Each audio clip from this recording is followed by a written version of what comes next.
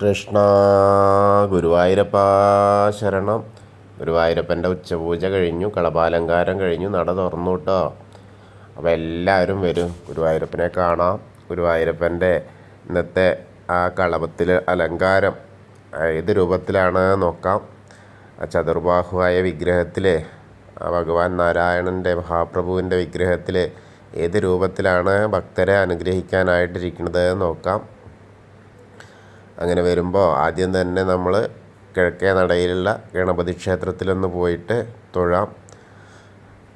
അവിടുന്ന് അനുഗ്രഹമൊക്കെ വാങ്ങിയിട്ട് സുഖമായിട്ട് തൊഴാലോ.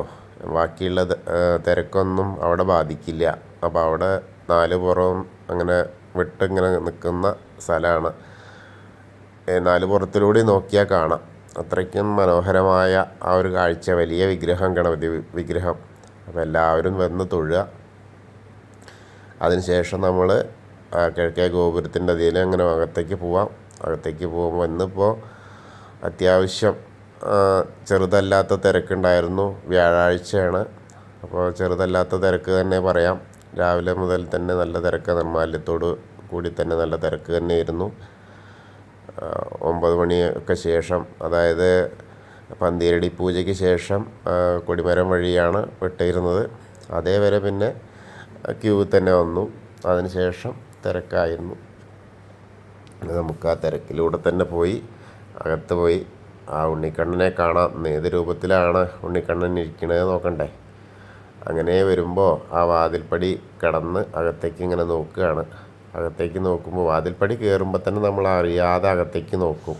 ഗുരുവായൂരപ്പനെ കാണണം എന്നുള്ള ഒറ്റ ലക്ഷ്യമാണ്.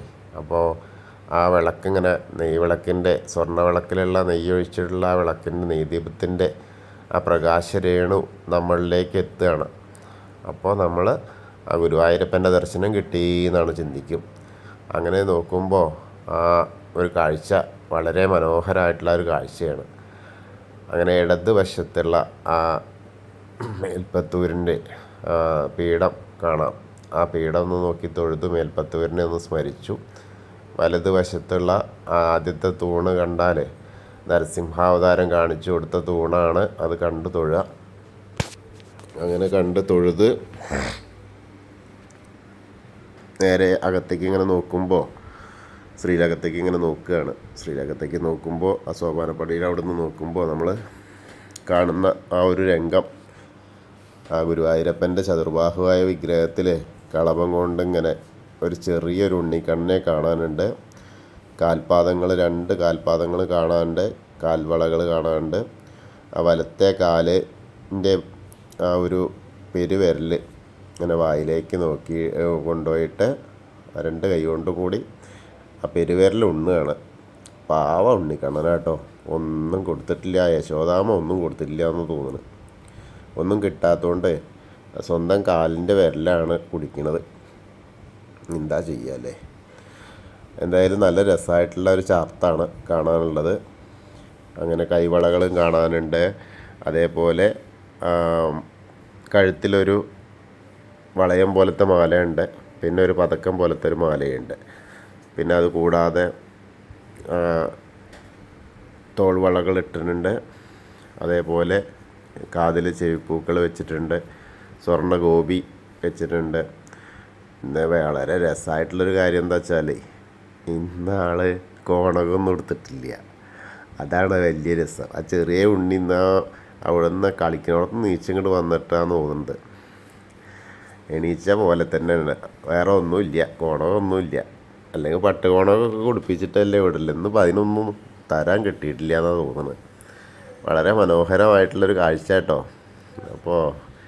അപ്പോൾ വിശന്നിട്ടും വയ്യാന്നാ പറയുമ്പോൾ ഇവിടെ നേദ്യമൊക്കെ കഴിഞ്ഞതാണ്. നേദ്യം കഴിഞ്ഞിട്ടും ആൾക്ക് ആ വിശപ്പ് മാറിയിട്ടില്ല എന്നാണ് ഭക്തരെ കാണിക്കുകയാണ്. എൻ്റെ കുസൃതിയിൽ ഇങ്ങനെയുണ്ട് എന്ന്. അപ്പോൾ അങ്ങനെ കാണാം. നല്ല രസമായിട്ടുള്ളൊരു കാഴ്ച. പിന്നെ പൊൻകിരീടമൊക്കെ വെച്ചിട്ടുണ്ട്.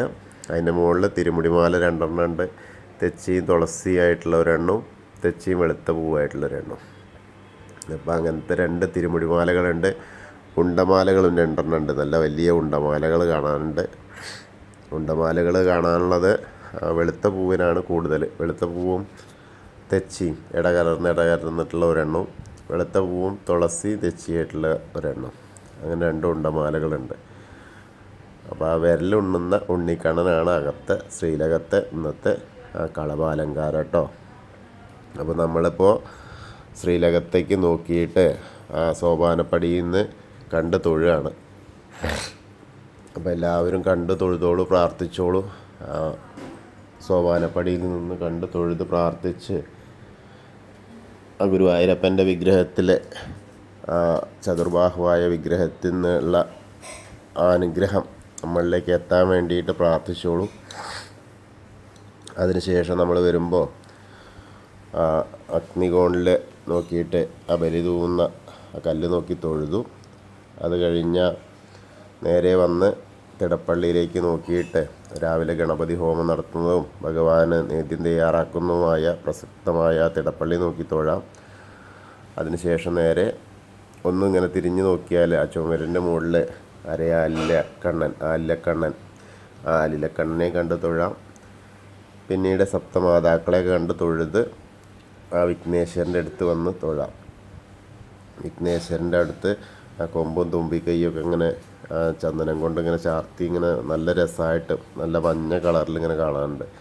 പിന്നെ താഴത്തൊരു കദളിപ്പഴം കൊടുത്തിട്ടുണ്ട്. നിറയെ പൂക്കളുണ്ട്. ഇന്ന് ധാരാളം അർച്ചനകളുണ്ടായിരുന്നു. അപ്പോൾ ധാരാളം പൂക്കളൊക്കെ ആയിട്ട് ഇങ്ങനെ അലങ്കരിക്കപ്പെട്ടിരിക്കുകയാണ്. ഏകദന്തം മഹാകായം തപ്തകാഞ്ചന സന്നിഭം ലംബോദരം വിശാലാക്ഷം വന്ദേഹം ഗണനായകം. അത് കഴിഞ്ഞാൽ സരസ്വതി അറയിലേക്ക് നോക്കുക.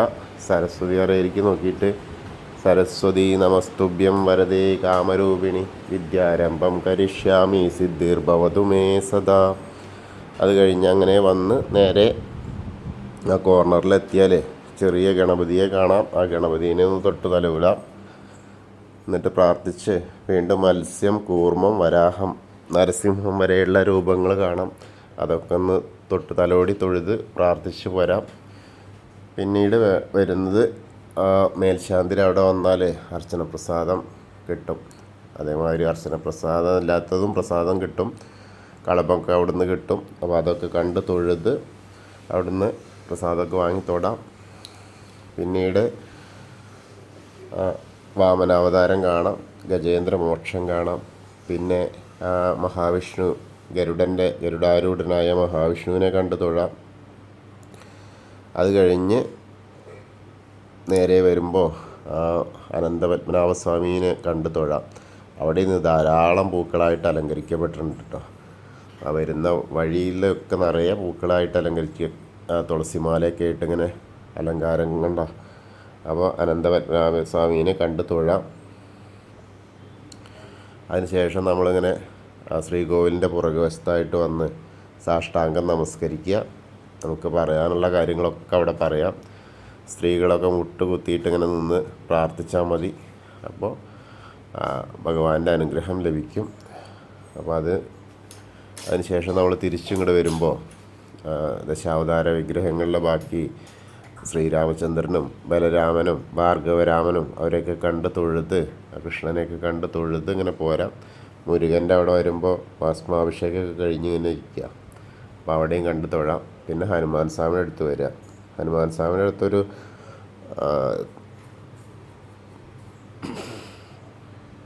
മാല മാത്രമേ കാണാനുള്ളൊരു നാരങ്ങ മാല കാണാനുണ്ട്. പിന്നെ കുങ്കുമം കൊണ്ട് അഭിഷേകം കഴിഞ്ഞിരിക്കുക. അപ്പോൾ ഹനുമാൻ സ്വാമീനെ കണ്ട് പ്രാർത്ഥിച്ചോളൂ എല്ലാവരും. ത്വമസ്മിൻ കാര്യനിര്യാഗേ പ്രമാണം ഹരിസത്തമ ഹനുമാൻ യജ്ഞമാസ്തായ ദുഃഖക്ഷയകരോ ഭവ മനോജവം മാരുതതുല്യവേഗം ജിതേന്ദ്രിയം ബുദ്ധിമതാം വരിഷ്ഠം വാതാത്മജം വാനരയൂഥമുഖ്യം ശ്രീരാമദൂതം ശിരസാ നമാമി. ബുദ്ധിർബലം യശോധൈര്യം നിർഭയത്വം അരോഗത അജാഡ്യം വാക്പടുത്വം ഹനുമസ്മരണാത് ഭവേത്. ഓം നമോ ഭഗവതേ ആഞ്ജനേയായ മഹാബലായ സ്വാഹ. ഹനുമാൻ സ്വാമീനെ കണ്ട് പ്രാർത്ഥിച്ചു. അത് കഴിഞ്ഞ് രാധാകൃഷ്ണ വിഗ്രഹമൊക്കെ കണ്ട് തൊഴുത് നേരെ ഓവിൻ്റെ അവിടെ വന്ന് പ്രാർത്ഥിക്കുകയാണ്. അതിനുശേഷം ഓവിൻ്റെ അവിടെ നിന്ന് കുറച്ച് പടിഞ്ഞാറോട്ട് ബാക്കി ആ ചുമരിലേക്ക് നോക്കിയാൽ നമ്മുടെ താമരക്കണ്ണനെ സ്ഥാനചലനം വന്ന താമരക്കണ്ണനെ കണ്ട് തൊഴാം. വീണ്ടും നമ്മൾ കിഴക്ക് വശത്തേക്ക് വരുമ്പോൾ ആ ഗ്രില്ലിനവിടെ വരുമ്പോൾ ആ കിഴക്കേ നടയിൽ കൂടെ അങ്ങോട്ട് വരുമ്പോൾ ഗ്രില്ലിൻ്റെ അവിടെ നിന്ന് ആ മണിക്കിണർ നോക്കി തൊഴാം. അതേപോലെ നൃത്താറ കാണാം. നൃത്താറയിൽ കിടാവിളക്കിരുന്ന് കത്തുന്നു.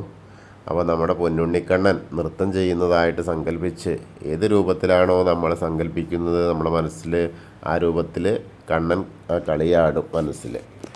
അങ്ങനെ അത് കഴിഞ്ഞാൽ നേരെ ഇങ്ങോട്ട് വരുമ്പോൾ ആ കുറൂരമ്മേനെയും ആ കൃഷ്ണാട്ടത്തിൻ്റെ രൂപവും അതേപോലെ നാരദരെയും വസുദേവരെയൊക്കെ കണ്ട് അതൊക്കെ കണ്ട് തൊഴുത് വടക്കേ നടയിലൂടെ പുറത്ത് വരിക. അവിടുന്ന് പ്രസാദ കൗണ്ടറിൻ്റെ അവിടെ നിന്ന് വന്ന ചന്ദനവും തീർത്ഥമൊക്കെ വാങ്ങാം. അതൊക്കെ വാങ്ങി തൊട്ട് ഇടത്തരികത്ത് കാവിലെ ഭഗവതീനെ കാണാൻ പോവാം. അങ്ങനെ ഭഗവതിയുടെ അടുത്ത് വരുമ്പോൾ അമ്മ നമ്മളെ കാത്തിരിക്കുകയാണ്. അപ്പോൾ എല്ലാവരും നോക്കിക്കോളൂ. ആ ഭഗവതി ഇന്ന് വളരെ പ്രസന്നവതിയായിട്ടാണ് ഒരു എന്താ പറയുക പട്ടുപാവാട പോലത്തെ മിനുങ്ങുന്ന പട്ടുപാവാട പോലത്തെ അതൊക്കെ അണിഞ്ഞ് മുകളിൽ തൊട്ട് പുറകിലായിട്ട് ആ നീല വസ്ത്രമാണ് ബാക്കിലിങ്ങനെ വെച്ചെന്ന്. പിന്നെ നല്ല വെളുത്ത ഒരു വസ്ത്രം ധരിച്ചിട്ടുണ്ട്. അങ്ങനെ എല്ലാം കൊണ്ടും അതിസുന്ദരിയായിട്ടാണ് ഭഗവതി കാത്തിരിക്കുന്ന ഭക്തരെ അനുഗ്രഹിക്കാനായിട്ടേ. അപ്പോൾ ആ അനുഗ്രഹം വാങ്ങണമല്ലോ നമുക്ക്. അപ്പോൾ എല്ലാവരും പ്രാർത്ഥിച്ചോളൂ കേട്ടോ. പിന്നെ കഴുത്തിൽ 2 നെക്ലസ് പോലത്തെ മാലയുണ്ട്. അപ്പോൾ അതൊക്കെ കണ്ട് തൊഴുതോളൂ. വട്ടപ്പൊട്ട്, ചുവന്ന വട്ടപ്പൊട്ട് ചാർത്തിയിട്ടുണ്ട്. അപ്പോൾ ഭഗവതിയെ കാണുക, തൊഴുക.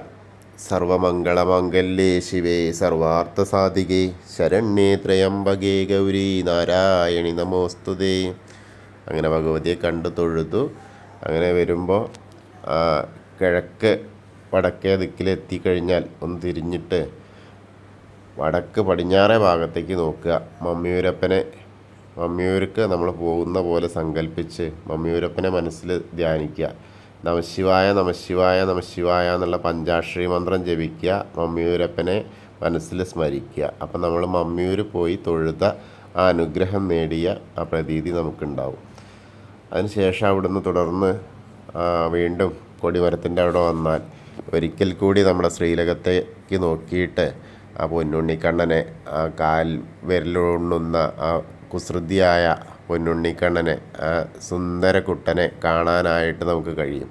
അപ്പോൾ ഒന്നുകൂടി കാണുക, കണ്ടു തൊഴുക. ആ പൊന്നുണ്ണിയെ ഒന്നുകൂടി കണ്ടു തൊഴുതോളൂ. വീണ്ടും നമ്മൾ കൂത്തമ്പലത്തിൻ്റെ അവിടെ വരുന്നു. അവിടെയും കിടാവിളക്ക് ഇങ്ങനെ കത്തി നിൽക്കുന്നത് കാണാം. ആ വേദപാരായണം നടത്തുന്നതും ഒക്കെ ആയ മഹത്തായ ആ ഒരു സ്ഥലം കണ്ട് തൊഴാം. പിന്നീട് അയ്യപ്പസ്വാമിയുടെ അടുത്ത് വരിക. അയ്യപ്പസ്വാമിയുടെ അടുത്ത് വന്ന് അവിടുന്ന് തൊഴാം. അയ്യപ്പസ്വാമിയുടെ അവിടെ അങ്ങനെ നോക്കുമ്പോൾ അതും ഈ പറഞ്ഞ പോലെ ഒരു നീല കളറ് വസ്ത്രം ധരിച്ചിട്ടുണ്ട്. അതേപോലെ വെളുത്ത പാവുമുണ്ട് പോലത്തെ വസ്ത്രം ധരിച്ചിട്ടുണ്ട്. പിന്നെ ഗോപി തിലകങ്ങൾ വെച്ചിട്ടുണ്ട്. അപ്പോൾ അതൊക്കെ കണ്ട് തൊഴുതോളൂ.